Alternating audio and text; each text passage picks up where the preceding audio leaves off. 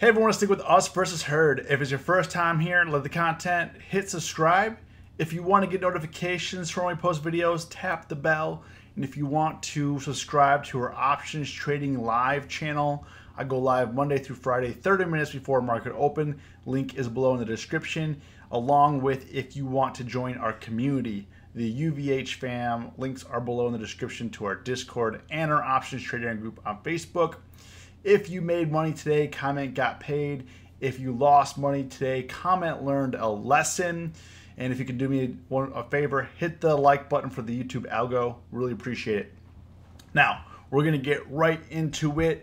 I did have some trades on today. I ultimately did have a red day, coming off what I've been coming off. P&L is a little bit of a mess, but we're going to clear this stuff up with this week's expiration. But I'm going to go over my active trades. But first, I kind of wanted to cover SPY. Now, SPY was relatively interesting. NASDAQ actually is now green on the year. NASDAQ is, I repeat, green on 2020. I mean, crazy. And is tomorrow going to be red? Who knows? But right now, SPY right now, like we've been talking about the last couple of days, we're still maintaining this tight range. Sure, we've been moving up very slowly right in here. We closed at 287. There was a little bit of a rejection at 289 here. We came down in the afternoon here at 287, but we're popping up after hours right at the 288 as some earnings are reporting. So right now things are, basically we're pressing 290, and can we explode above here? Can we explode above 295? It's yet to be determined. So that's what I'm watching right now. Can we explode above here? Can we do it? Volatility is decreasing, so we'll see what happens. VIX dropped down $2.68 today. VXX down $1.74. VIX futures down $2.63. So volatility is drying up, and it's showing up on your P&L if you're holding options. Now, looking at, I'll go over the earnings in a second here, but Netflix, one of the things I've been bag holding for the last couple of days, Netflix. So Netflix is not really that bad. Netflix, I'm down 260 on, so I'm down 20%. I was actually break even this morning when it popped down. But what's the problem with Netflix? I put this position on yesterday. I have a 435 put. Okay. It expires next week, so time is of the essence. But is volatility is drying up. Volatility is drying up. We're having a little bit of a downtick in implied volatility here. As that's drying up, I was thinking that, okay, we're not going to go over 440, which we haven't. Exactly. It's pretty much the same exact price as yesterday, and that's exactly the problem. Theta's hitting that, implied volatility is going down, so that is why I'm down 20% on that position. So I think I do have a good chance of it going down tomorrow, but should have closed it out today. Break even. Down when it was like 432. I think I was green on in the trade. Closed it out. Shorted it again when you had the opportunity. I just didn't think it was going to come back up, and then it did. So here we are. I got till next week, so we're gonna put the pause on that. Now, my earnings trades. I pairs traded Uber and LYFT. Now, LYFT, they did really well for earnings yesterday. I pairs traded them, and let me show you here for a second here what Uber and then LYFT. Okay, so I got that pulled up. Now, I pairs traded Uber and LYFT, and why I did that was I put a put on LYFT, and I put a call on Uber for next week expiration. So I have the 25.5 put on LYFT, which I'm down $172 on. However, I made $246 on Uber, so I made about 60 bucks on this trade. On this pairs trade, I made about 60 bucks. Was a relatively safe trade. I did take Uber off. I did take the call off Uber. I had the 28 call, okay? Right in here, I didn't hold it into earnings. I took it off right in here. I'm definitely glad I did, because it definitely gave up some gains here. I sold that put for,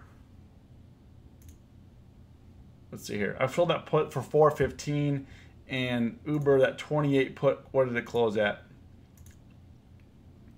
for next week? 28 put, it closed for like, let's call it 390. So I made about $25 extra.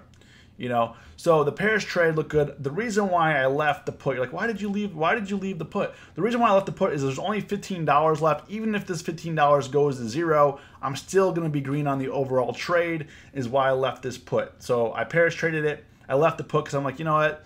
Maybe it'll come down by next week. You know, risk right now is $15. Even if I do lose this $15, I'm still green on this overall trade. So that's why I left it on. And right now, Uber, I am definitely glad I took it off. Premium was a bit rich. That's why I sold it beforehand. It ran beforehand. It was, I think it was a relatively good trade. You know, right now on Uber was a disaster. Their earnings are a disaster. Quarterly net loss $2.9 billion.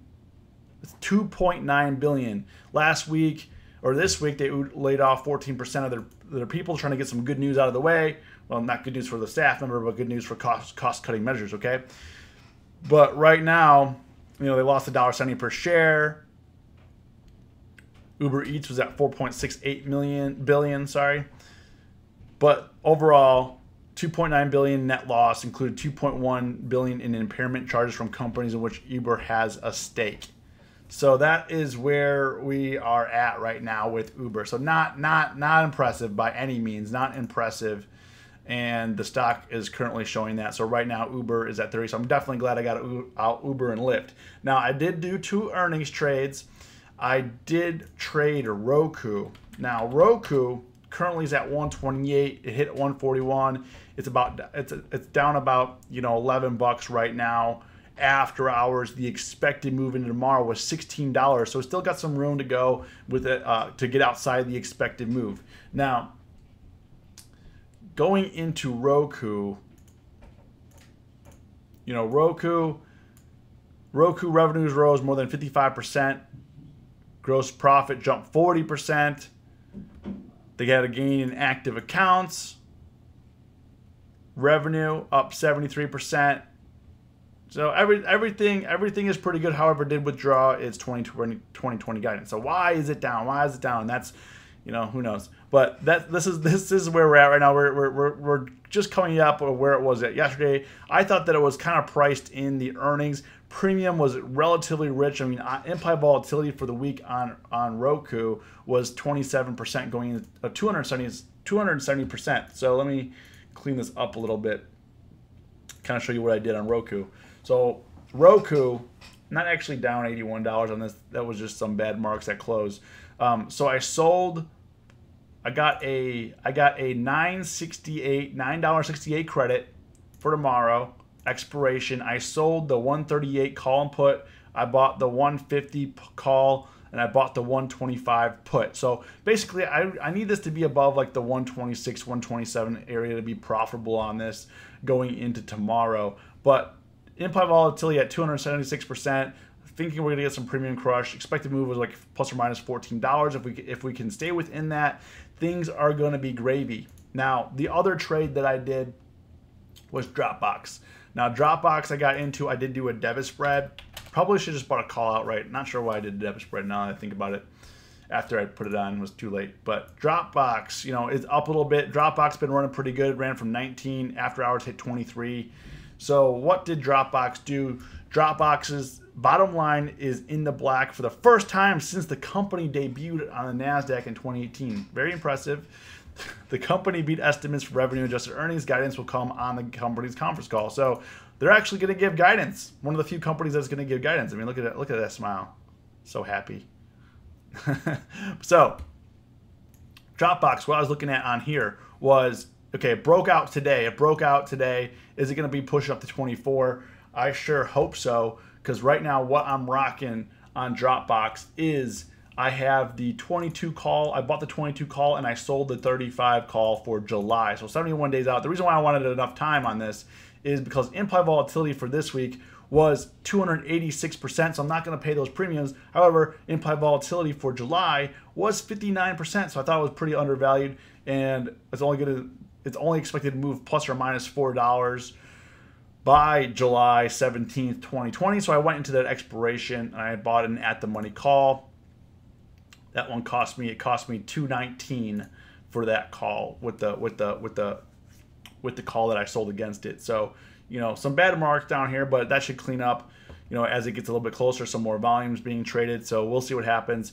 I wanted to go in. I didn't want to get hit with theta. I didn't want to get an IV crush. We're just going to see. We're going to see right now what happens in Dropbox. But right now, we're aligned with what it wants to do. I think that even if it doesn't move like tomorrow, Dropbox, I think it has a chance to squeeze back up into like the 23, 25 range. Might even push back up to 26.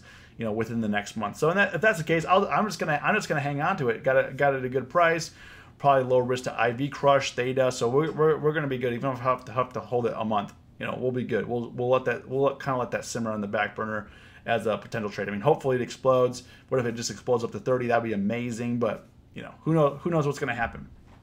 So oil today was actually pretty impressive. If we're looking at oil, and I said yesterday, I'm eyeing this part right here at like 25, 26 area.